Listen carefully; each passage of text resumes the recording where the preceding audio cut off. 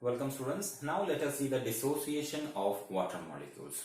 We know the structure of water molecule, that is nothing but the H2O, which is actually oriented in this fashion, where there is positive charge near the hydrogen and there is negative charge near the oxygen. So the covalent bond, that is this particular bond, will be breaking, and as a result ions will be formed.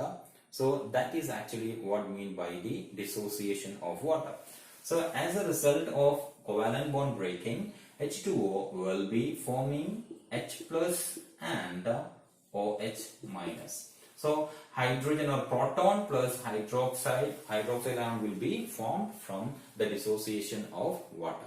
So if you are just representing in this figure, we can just see that so this H plus will be formed plus oxygen with two partial negative charge and hydrogen with a partial positive charge will be formed, and it can again reunite to form water.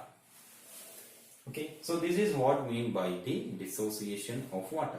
So we have to keep in mind that in a water, only very small amount of water molecules will be dissociated. That means the concentration of H plus and OH minus will be very low.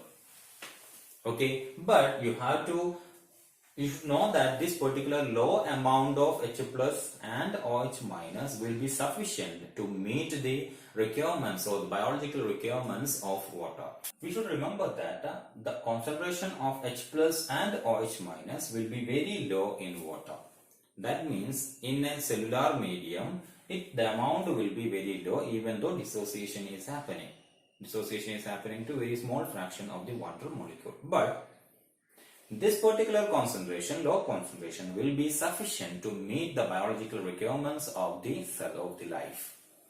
Okay, now we can see that this particular water, as I told you, it will be reuniting to form the water molecule. The H plus and OH minus will be reuniting to form the water molecule, and in addition to that, this H plus that is formed as a result of the dissociation can combine with another water molecule, that is another H2O, and as a result it will be forming a hydronium ion, that is H3O positive. So it will be forming hydronium ion by combining one H plus and one water molecule. So it will be looking like this. So oxygen, H, then hydrogen, and a third hydrogen here. As a result, we can see negative, partial negative, and a partial positive charge will be here.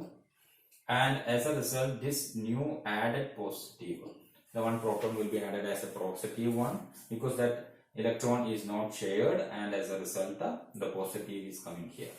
So this will be looking like this.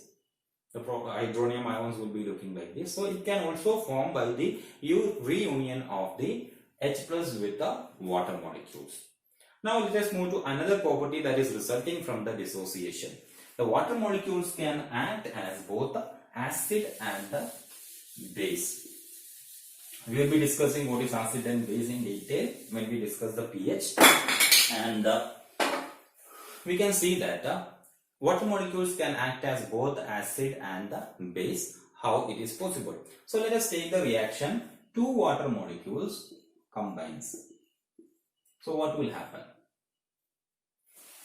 Here, one of the water molecule will be acting as the proton donor, H plus donor, and the other water molecule will be acting as the H plus acceptor, proton acceptor.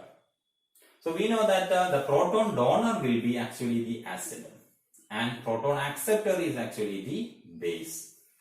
So the same water molecule can act as the acid as well as the base in this way. So what will happen? this H plus will be donated. What is remaining there? OH minus. And the H plus that is donated will be accepted by this water, which is acting as a base, and as a result hydronium ion will be formed.